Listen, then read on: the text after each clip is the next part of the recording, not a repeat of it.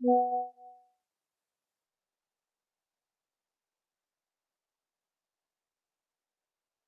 I think we can start now. I'll introduce. Just give me a minute. I'll just. Yeah. Hi everyone. We will officially start with today's event, that is Info to Solution Challenge.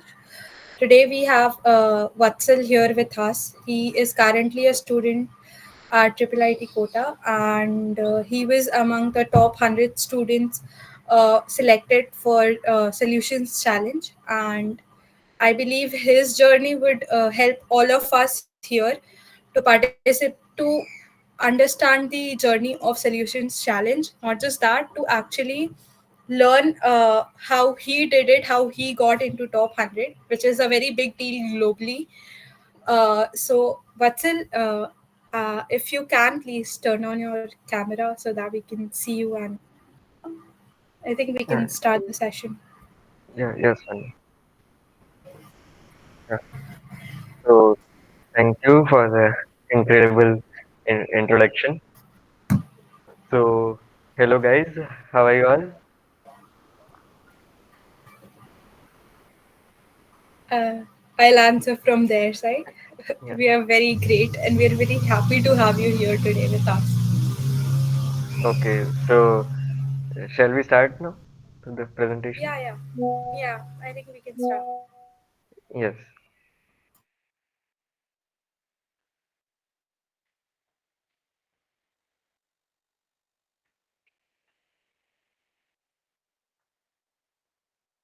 So it's visible, right?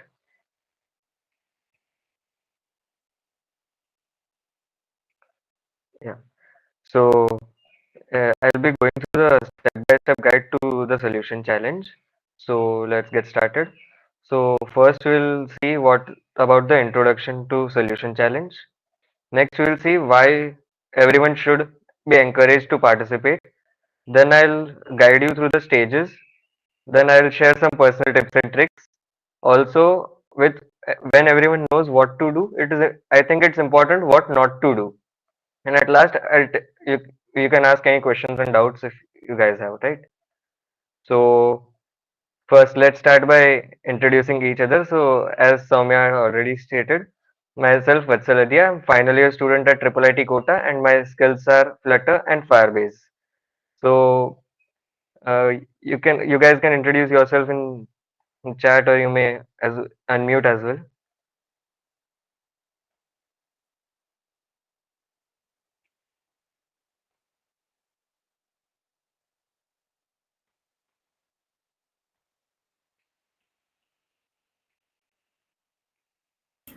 Hello guys, I'm Harsh. I'm a second year student at VESIT and my skills are C and Python. So, hello, Harsh.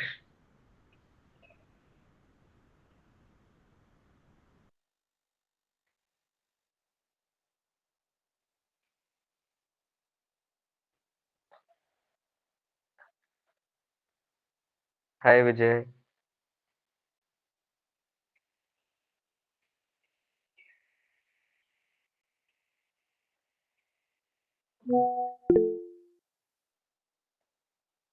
Hello, Piyush. Hello, Swati.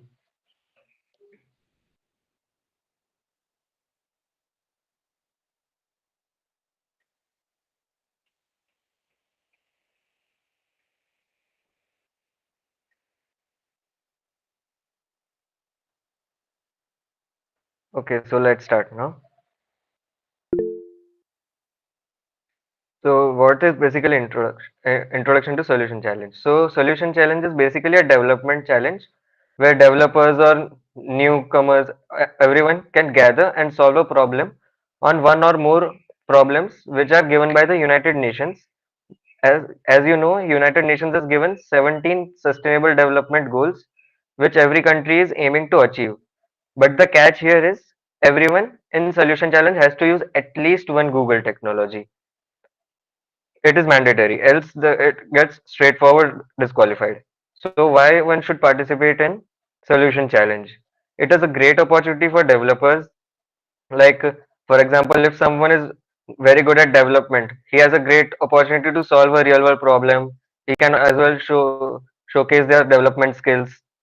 Also, you will get to know in depth about the Google technology. For in my case, since I was building an app, it was like a good one for me, challenging app for me. Also, if even if you are not qualified, you get a one great project to showcase in your resume. So these are the 17 sustainable goals given by United Nations in 2015. So I'll just read out. The first is no poverty, then zero hunger, good health and well-being, quality education, general equality, clean water and sanitation, affordable and clean energy, decent work and economic growth, industry, innovation and infrastructure, reduce inequalities, sustainable cities and communities, responsible consumption and production, climate action, life below water, life on land, peace, justice, and strong institutions and partnerships. So, now let's see the steps. So, first of all, form a team of 1 to 4 members. The constraint being that one of the team members should be from GDSC of your college. And as far as I know, you can make cross college teams as well, but try to make it in same college.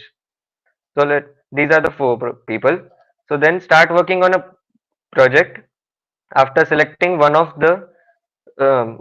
more of the 17 sustainable goals, and you have to include at least one Google technology. So it can be anything. Then when the the submission for the first round comes near, submit it, and you can continue working on the project. Like you may continue working on it. No, it won't be checked first.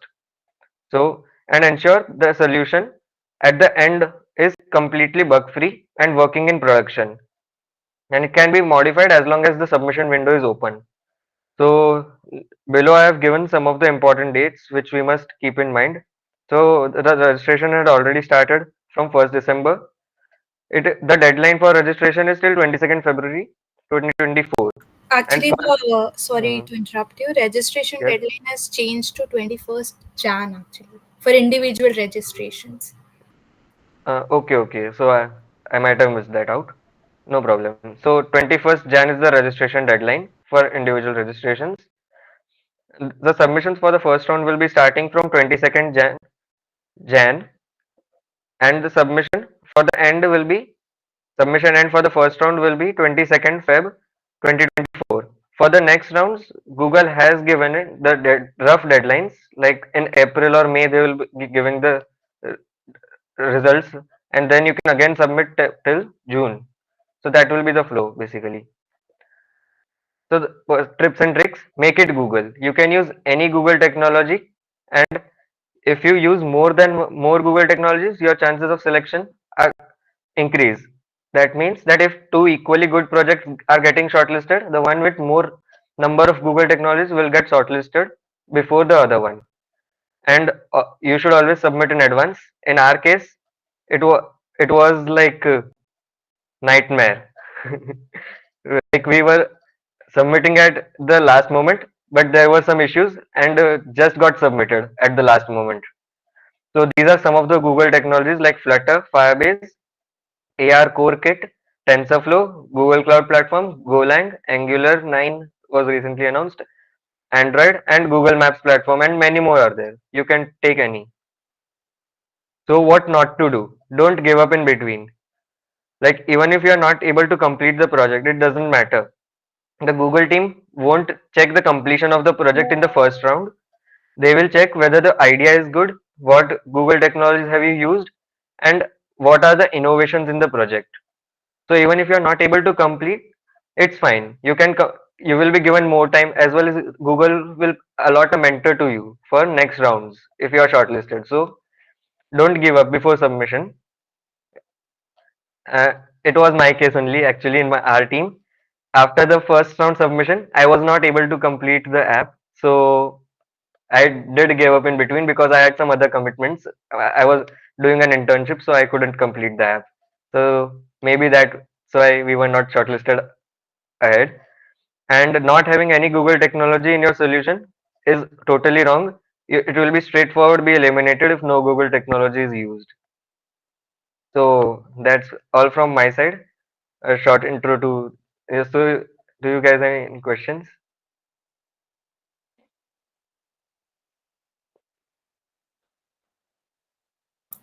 Um, I had a question.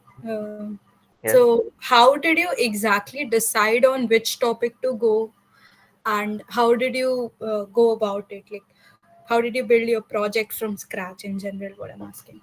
Yeah. So first, like we made a team of four. We were four guys, and we had like we were talking after registration. We were just talking about what to do. So initially, we don't did not have any idea. We were going through Chat GPT, Google, and whatnot. Finally, we wanted a good full stack project for our resumes. All of us. So all four of us were friends. So we all wanted a good project in which we all four were working. So we decided let's do it right away. So we were making a social media application. Now we had to somehow fit it in the 17 sustainable goals. So we made a LGBTQ social media application which had gender equality and reduced inequalities included in it. So that was the basically how we all decided. But it's recommended like before starting you like you should be well enough confirmed about what you want to make. So Okay. I hope I answered that question. Yeah, yeah. I also had one more doubt. Yeah. It was that when you decided that you want to work on this particular topic, and then Yes. first submission, the journey till that point, how did you do it? Because from what I can, like you said, you had prior commitments, and during this time, all of us have a lot of things going on. So Yeah. how did you do that? Exactly. So all for mostly other three were web developers. The app part was completely on me. So all four of us mostly we used to sit at night and work for 2 3 hours and then go to sleep. So that was basically. And sometimes if I get time during the day, I would work in bits. And I first completed the UI part, but I was not able to complete the API integration and all that stuff. So basically, that was the flow which I was going through. Like I used to sit at night for 2 3 hours till 2 o'clock, 3 o'clock. So that was the thing basically. Yeah, that answers it. Yeah. If anyone has any more doubts, please go ahead, ask him. He was selected in top 100. I'm sure he can answer your doubts here itself. That would be great, having someone to answer. So, anyone who has doubts, go ahead, ask him. Hello. Yes. Hello. Can you tell us about the regional boot camps? How it works? I have not attended any actually. So Yeah, I'll give an idea about that after the session. Don't worry. Uh, After all of the sense, I will tell you how it works. All of it, actually. yes, Jatra, I'll just show it again. Wait one.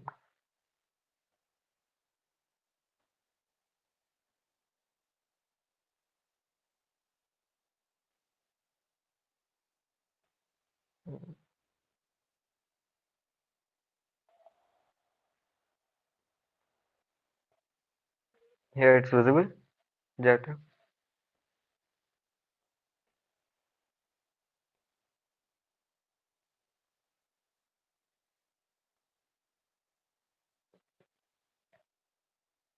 Hello, am I audible? Yeah, yeah, you are. Yeah.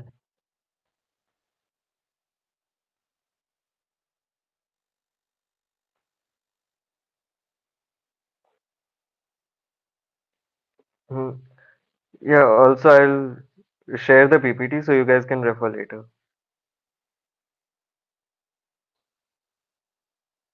Um, Vatsal, you said you were assigned a mentor, right, for the session Yes, after yes. the selection. So, how Hmm. does that work? What all things you did to get selected in the first round, and then after that, how is it when you are selected and you're assigned a mentor? So basically, before selection, then there should be at least a MVP. You guys understand MVP, minimum viable product. Like it should be a bare minimum working product, which should be working in production mode, not in debug mode. So it should be hosted, or if it's an app, there should be an APK, bare minimum. Without any features, it's all right. Doesn't matter. Bare minimum thing should be working, and it should have Google technologies. So there are fairly high chances that it might get selected. But after all, there are thousands of teams, so we can't say for surety if it will get shortlisted or not. But after it is shortlisted, the Google team will contact with every each of the teams, and they will be assigned the mentors by the Google team only. And once the mentors are assigned, you can directly contact the mentor to schedule the meetings or for any doubts you have. As far as I know, last year it was around 4 meetings before the next submission round. Like from top 100 to top 10, the selection time window, there were at most 4 meetings could be done with the mentor. So that was the flow basically at that time.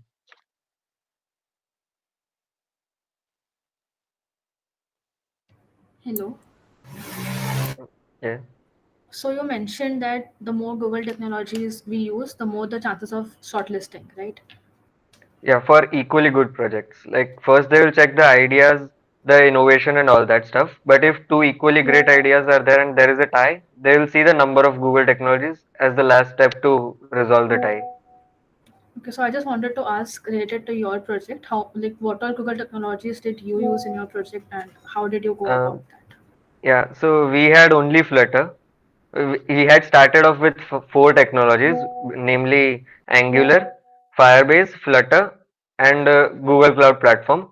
But the web team was like they were having many issues with the other Google technologies. So at the end, you only left with Flutter.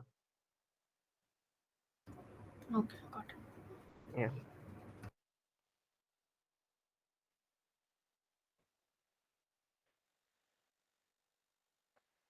Yes, definitely, Ronak. As I already said, even if you are not shortlisted or anything happens, you get a good project for resume. Also, when you are building a product, at least the technology which you are using, you would be studying it in depth for implementation purposes. So, if you have less exposure to project building, it would increase it. So, definitely, first year students should also participate.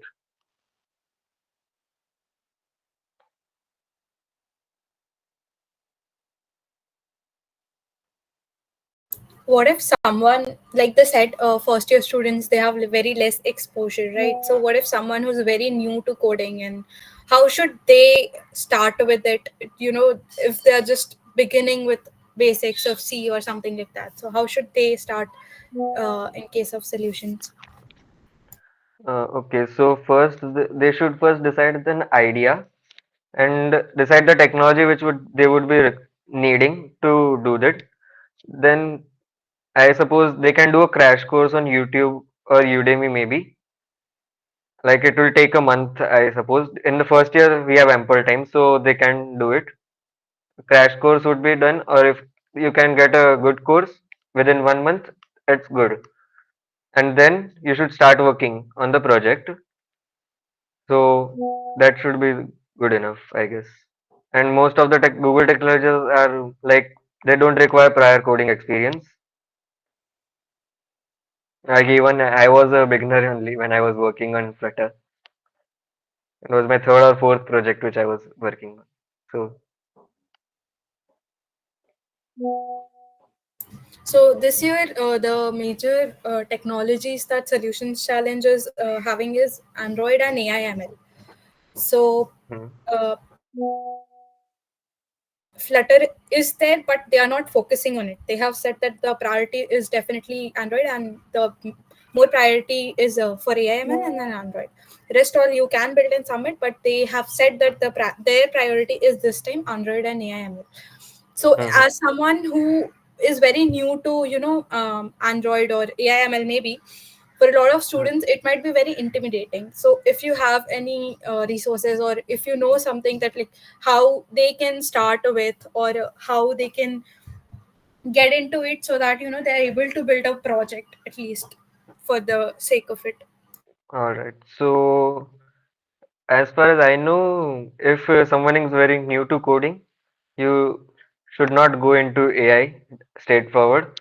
First learn basics of coding, then go to AI ML, because that's some complex mathematics being used in most of the ML algorithms. So they can start off with Android. Um, let's say like you can do some crash course on YouTube, as I said. Android requires first Kotlin. So Kotlin language, most crash courses teach along with Android, and then you can go for Jetpack Compose. It's comparatively very easy than earlier Android development, which had to be done through XML files. So Jetpack Compose is comparatively very easy, so they can go for it. They might find some resources. I'll check it out. 1 minute.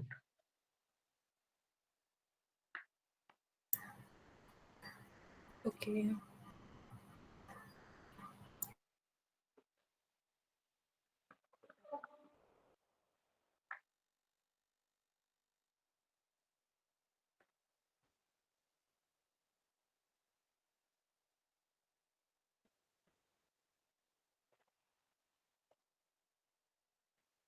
Yeah, so as we can see, these are some of the playlists which can be seen.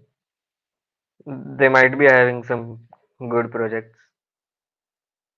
Yeah, see, this one seems good.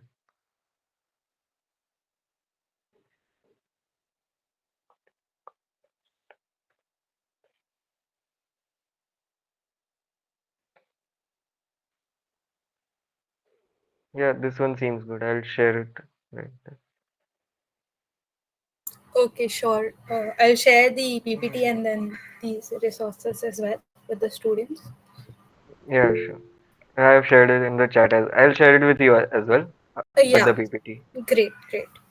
Yeah. Anyone has any more doubts, please go ahead and ask him.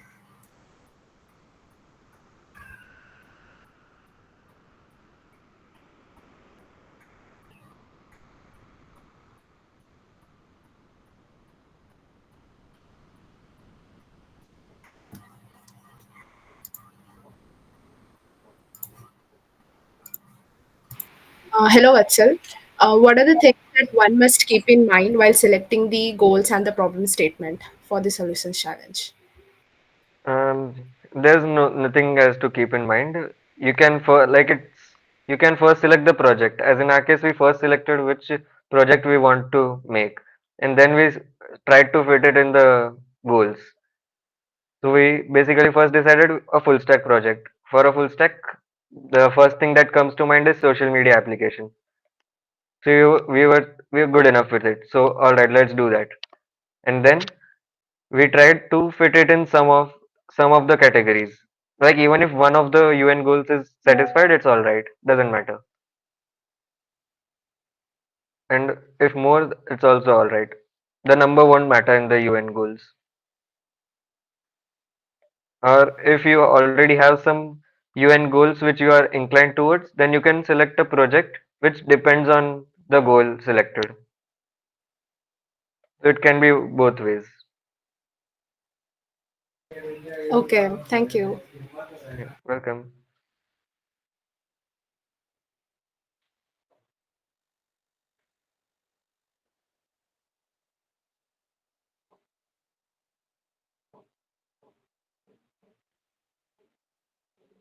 Hmm. Any other doubts, guys?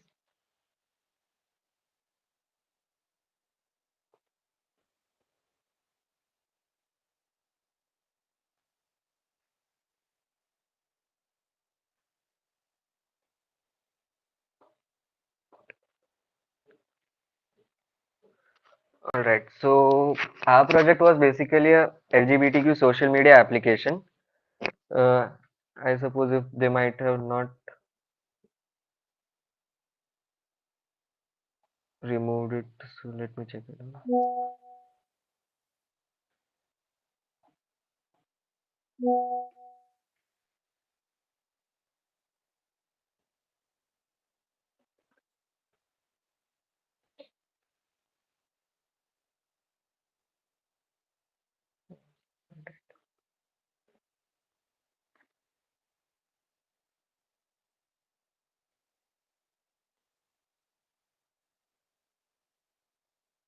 Okay,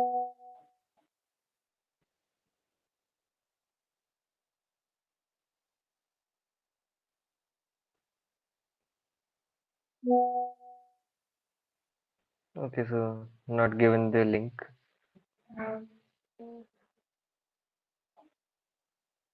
Yeah, here.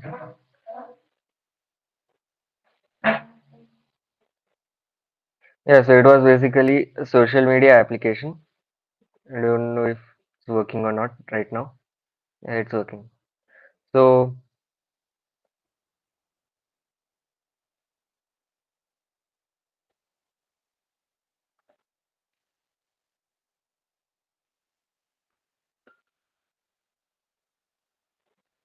like, we can select any.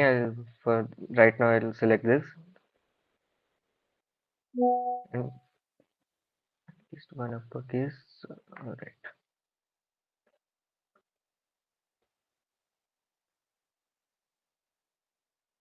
One lowercase. Hmm. All right. So first, we had to sign up. So this was the application.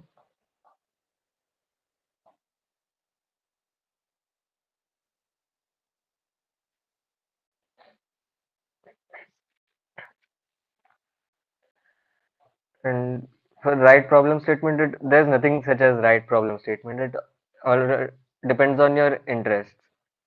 So as Soumya said, Android and ML are there. So you can find one guy who is in good in ML, get one guy who is good in Android, or two in ML or Android, and make a full stack application. ML guys can do the backend, and the other two can do the Android app part. So that's good project. Hmm. Okay, so the backend is not working right now. I can show you the screenshots.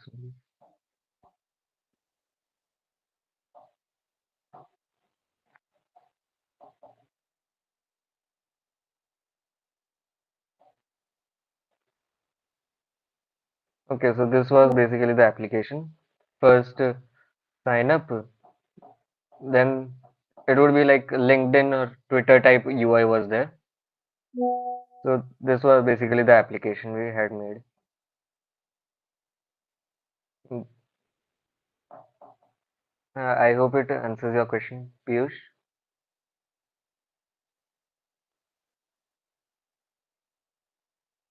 Yeah.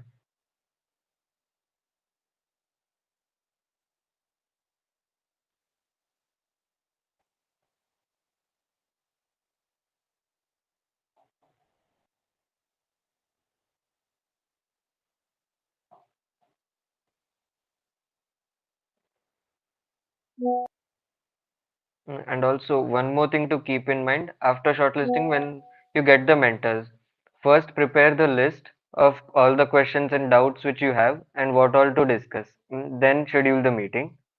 Like not for one or two doubts, you should not schedule a meeting. Collect at least 7, 8 doubts and then schedule the meeting, since you get only 4 meetings with the mentor after getting shortlisted and assigning. The mentors that we are assigned, this is a question that I had. The mentors that we are assigned after Yeah. the first stage, they are from Google, right? They are working, or they are just a part of GDG or GDs maybe. Yeah, it can be all of them. So they can be Google experts, or they can be Google employees as well. In our case, it was a Google employee. Okay, so it is either of those three. None of the people who are like outside Google, or they are not in any ways associated with Google. They are not the mentors, right? Yeah, they will all be associated with Google, and mostly while assigning, they keep in mind the technology which you have used and assign the people who are good at that technology. Okay, got it. Yeah. I think, So these mentor, yeah, yeah. Go ahead. okay. So these mentors, they help you with the application in like the coding part in general, or they just provide you with the feedback. They provide the feedback, as well as if you have facing any difficulties in coding, they will give you a rough workaround, but you have to write the code on your own. They won't write the code for you, but they can give you a rough workaround of what can be done to solve the problem. Okay. Thank you. Yeah. I think all the doubts were cleared.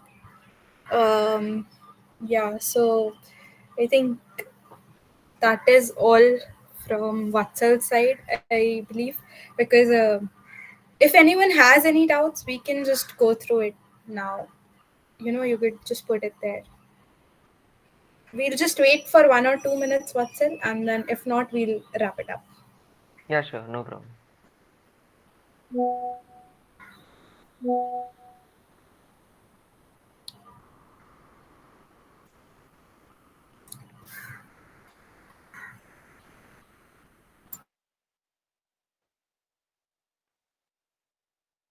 Yeah, so one thing that was different was that we had also used the Google Perspective API for filtering of like the what we say profanity and profane posts.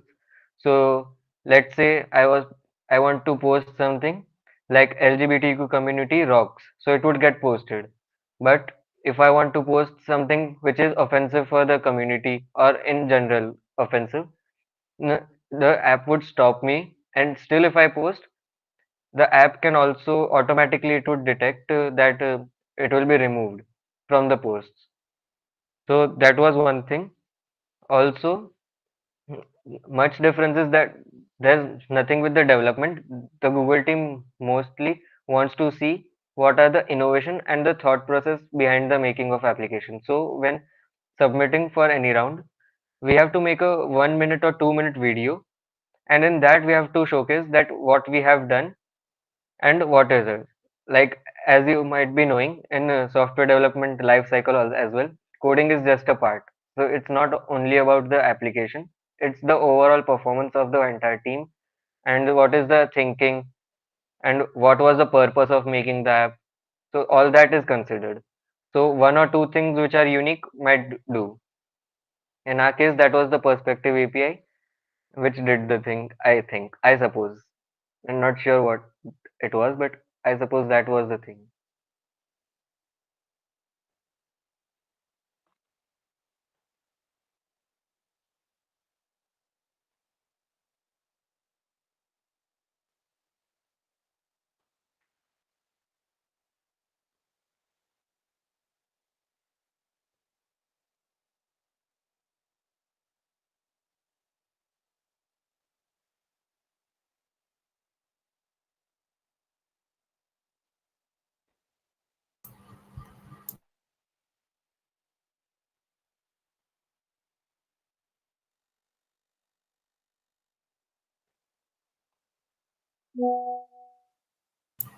I think that is all from students' side. Thank you, Vatsal, for joining us today. Means a lot. You took your time out and answered a lot of our queries. Um, it, Yeah, it, it was great having you and actually getting a new perspective. Even I learned a lot of new things, even though I knew a lot about Solutions Challenge, being the lead. yeah. Thank you, Soumya. And even I liked the interaction as well as the good questions were asked. So even it was enjoyable for me as well. And I hope you guys benefit from the presentation and all the questions which I have answered. And all the best, guys.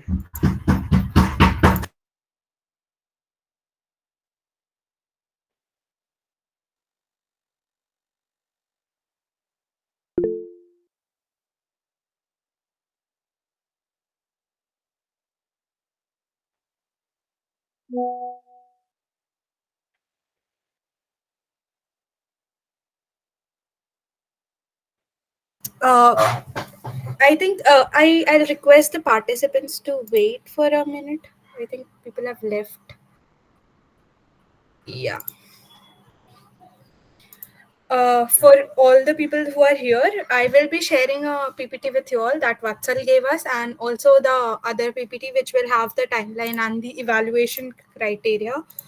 Okay, so make sure that you check out that PPT. And along with that, I will be sharing the registration link with you all soon by today itself. So ensure that you are checking your inboxes for that and registering yourself. It will be a great opportunity for you all to be a part of. It is a very simple thing to do.